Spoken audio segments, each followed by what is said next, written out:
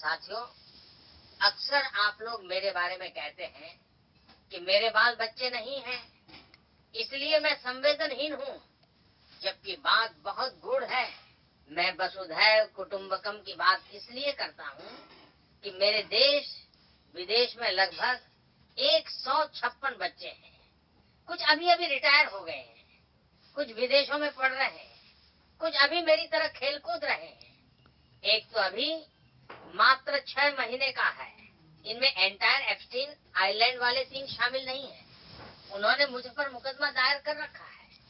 और इनमें मेरे विवाह से पहले वाले बच्चे भी शामिल नहीं है। फ्यूजन की उनका पता नहीं है, पर वे भी कम से कम 19 या 20 तो अवश्य होंगे।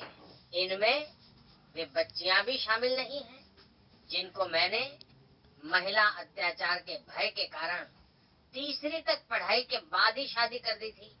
मैं कोई व्यभिचारी नहीं हूँ। अब मैं कह सकता हूँ कि विश्व के सारे छोटे बड़े देश में मेरे बच्चे हों। मेरी ये चाहत तो पूरी नहीं हो सकी, किंतु फिर भी विभिन्न देशों में मेरे बच्चे हैं। हाँ दिन मगर मैंने एक सावधानी अवश्य बरती कि अपने किसी भी बच्चे को मैंने नेता नहीं बनने दिया। क्यों? कि मैं अपनी कुर्सी पर आंच आने की रिस्क लेना ही नहीं चाहता। मेरी डिग्री के बराबर यानी 0% भी नहीं। अब आप एंटायरली समझ गए होंगे कि मैं वसुधैव कुटुंबकम की बात क्यों कहता रहता हूँ। हाँ, ये थी मेरे बच्चों की बात। और बाल तो मेरे हैं ही, जिन पर जूता गिरा था, गिर भी रहे हैं।